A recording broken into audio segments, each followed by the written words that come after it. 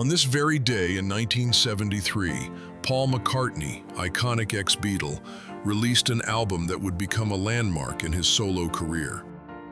But behind its success lies a story of danger, resilience, and sheer creative brilliance. After parting ways with the Beatles, McCartney ventured into a solo path before forming Wings with guitarist Denny Laine and his wife, Linda McCartney. A new book chronicling this vibrant yet volatile chapter of his life is set to be released later this year.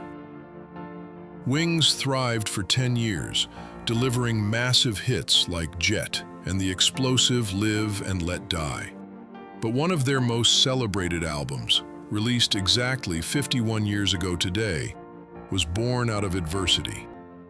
That album was Band on the Run, a fan favorite that holds some of McCartney's most enduring tracks, including Let Me Roll It and Mrs. Vandebilt. The band chose an unconventional and risky location for recording, EMI Studios in Lagos, Nigeria. Not long after landing, disaster struck. Their equipment was stolen, including McCartney's beloved Hofner bass, a priceless artifact from his Beatles days. In an extraordinary twist, the stolen bass was returned to him 50 years later during a Manchester concert. Ignoring local warnings to stay off the streets at night, Paul and Linda took a casual evening walk, believing the cautions were exaggerated. They were wrong. The couple was mugged in a frightening encounter that left them shaken and hiding in their lodgings overnight, unsure if they were being followed. The following morning, the studio manager delivered chilling news. Had they been locals, the attackers might have killed them to avoid being identified. Although some tapes were lost, McCartney remarkably managed to recreate most of the material from memory, as the sessions were still fresh in his mind.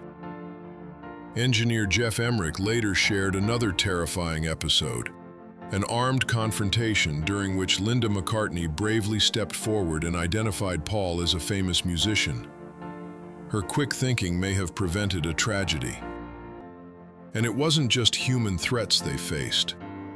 The stifling African heat posed another serious danger. McCartney once recalled nearly blacking out in the studio.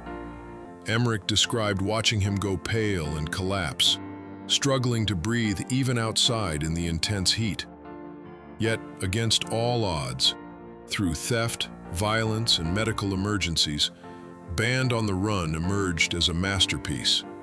To this day, it's considered a pinnacle of McCartney's post-Beatles era. Fans on Reddit still celebrate it, calling McCartney a genius at the height of his powers.